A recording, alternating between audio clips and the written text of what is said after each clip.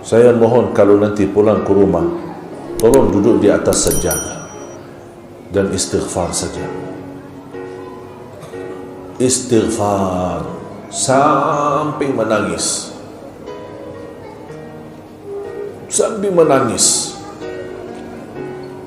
Tariaklah di hadapan Allah. Tak apa-apa, tariak dengan suara yang keras.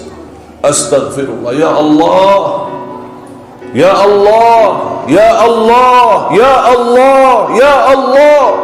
Bermunajatlah kepada Allah Subhanahu wa taala. Karena hanya Allah tempat berlindung kita. Hanya Allah tempat munajat kita. Hanya Allah yang mahu mengangkat segala bala dan musibah yang kita hadapi. Nabi Yunus ketika tercepat masuk ke kapal perahu, kemudian dibuang di dalam air laut dan dipertahankan di dalam perutnya ikan. Apa kata Allah? Falaula annahu kana minal musabbihin lalabitha fi batnihi ila yaumi yub'atsun. Karena bukan tasbihnya Nabi Yunus, bisa jadi Nabi Yunus berada di dalam perutnya ikan sampai hari kiamat. Jangan-jangan COVID-19 ini masih menembak kita sampai hari kiamat. Angkatlah doa Nabi Yunus. La ilaha illa anta subhanaka inna kunna minadh zalimin.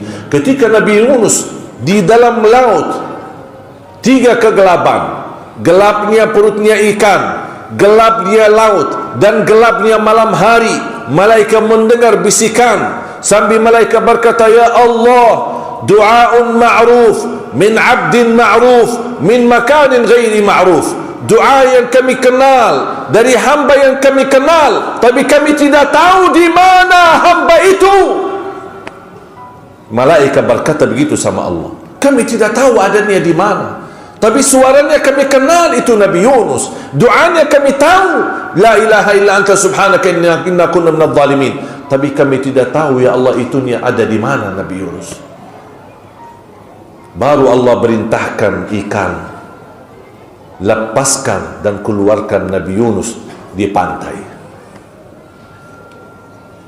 La ilaha illa anta subhanaka inni kuntu minadh zalimin. Kata ulama, doa Nabi Yunus tauhid, istighfar, taubat, dan mengaku diri berbuat kezaliman.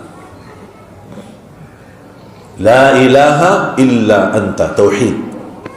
Subhanaka, maha suci engkau ya Allah. Inni kuntu minadh zalimin, iqrar, i'tiraf, pengaku diri berbuat kezaliman dan memohon taubat kepada Allah Subhanahu wa taala. Kata Imam Ibn Qayyim rahimahullah, barang siapa yang membaca doa Nabi Yunus selama 40 malam, minimal 1 malam 100 kali, Allah akan tuntaskan hajatnya. Wirid, tingkatkan wiridnya. Malam ini malam Jumat, amalan yang terbaik di malam Jumat adalah salawat kepada Nabi Muhammad sallallahu alaihi wasallam. Inna Allah wa malaikatahu yusalluna 'alan nabi ya ayyuhalladzina amanu sallu 'alaihi wa sallimu taslima.